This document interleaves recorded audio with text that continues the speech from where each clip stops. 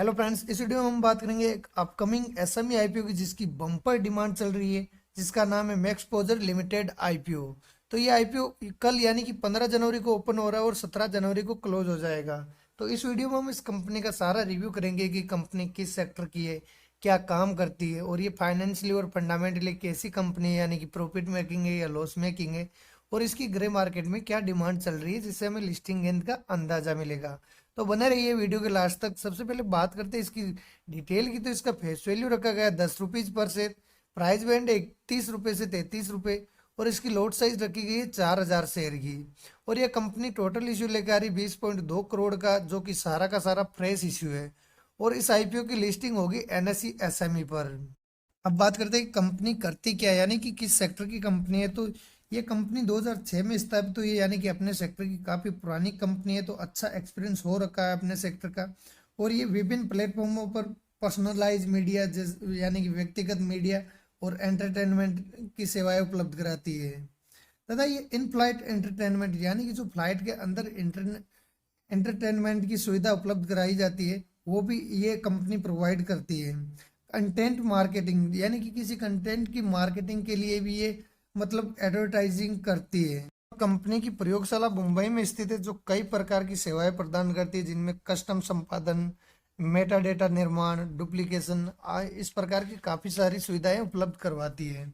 और इनकी सेवाओं को 4 समूहों में बांटा गया है। जैसे फर्स्ट हो गई इन फ्लाइट एंटरटेनमेंट, यानी कि जो फ्लाइट के अंदर के एंटरटेनमेंट की सुविधा उपलब्ध कराती है, वो इसके द्वारा भी की जाती है। और कंटेंट मार्केटिंग, टेक्नोलॉजी और एडवर्टाइजिंग, यानी कि किसी भी चीज़ का एडवर्टाइजिंग करना, वो भी इस कंपनी के अंडर की सुविधा उपलब्ध कराती है ये भी। और कंपनी का पूरे भारत में एक व्यापक नेटवर्क है और इसने दिल्ली, मुंबई, बेंगलुरु और कोलकाता में कार्यालय स्थापित कर रखे हैं। तो ओवरऑल देखें तो कंपनी का सेक्टर काफ़ी बढ़िया है, क्योंकि एडवर्टाइजिंग हमेशा बनी रहेगी। भले ही उसका माध्यम चेंज होता जा रहा है, लेकिन एडवर्टाइजिंग किसी न किसी प्रकार से होती रहेगी आगे भी। तो फ्यूचर भी इस सेक्टर का बढ़िया है। अब बात करते हैं इसकी ग्रे मार्केट में क्या डिमांड चल रही है, जिससे हमें लिस्टिंग गेंद का अंदाजा मिलेगा। तो आज की डेट में इसका ग्रे मार्केट में प्रीमियम चल रहा है 50 रुपीज पर शेयर। और इसमें 4000 शेयर की लोट है, तो एक लोट पे फायदा बता रहा है 2 लाख रुपए का।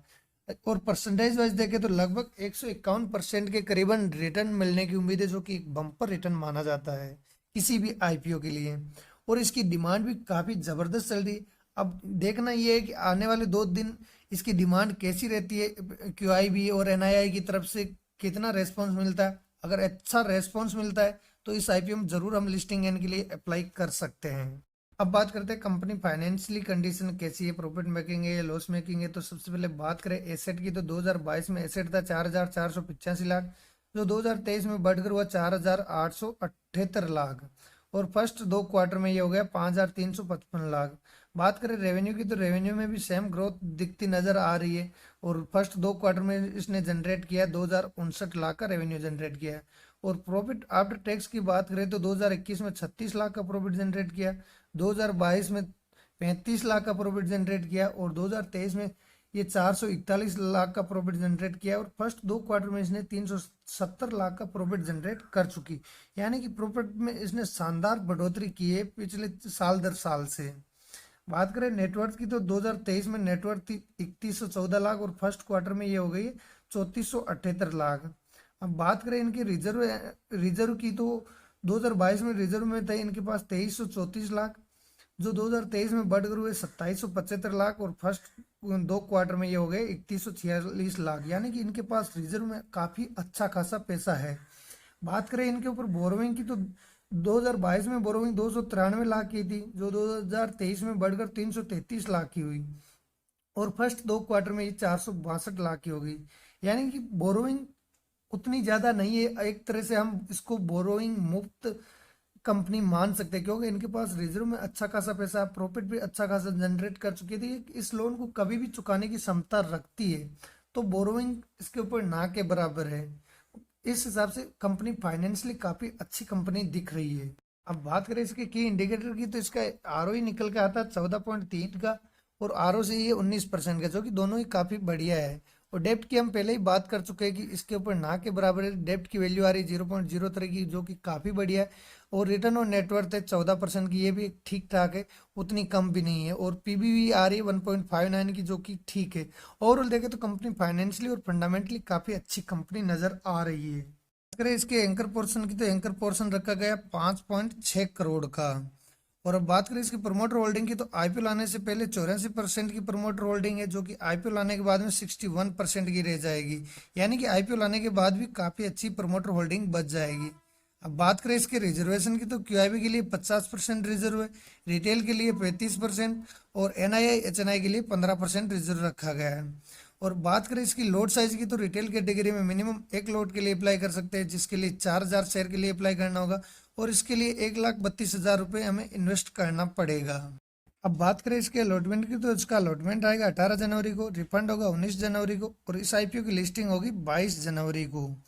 और फ्रेंड, हमने इस आईपीओ का सारा रिव्यू कर लिया है, कंपनी किस सेक्टर की है, क्या काम करती है, सब कुछ डिटेल में हमने देख लिया है।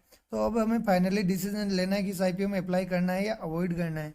तो फ्रेंड, लिस्टिंग एंड के हिसाब से इसमें काफ़ी अच्छा लिस्टिंग एंड मिलने के चांसेस है, क्योंकि इसकी डिमांड ग्रे मार्केट में काफ़ी अच्छी चल रही है। भले ही इससे थोड़ा कम मिल जाए, जिस किसी भी आईपीओ की जीएमपी के ऊपर उतना भी निर्भर नहीं करता है जितना कि मतलब, क्योंकि इससे नीचे भी खुल सकता है और हो सकता है इससे ऊपर भी। एग्जैक्ट जीएमपी पे वर्क नहीं कर पाती है। आजकल काफ़ी आईपीओ देखे हैं हमने कि जीएमपी से काफ़ी नीचे भी खुल जाते हैं और काफ़ी ऊपर भी खुल जाते हैं।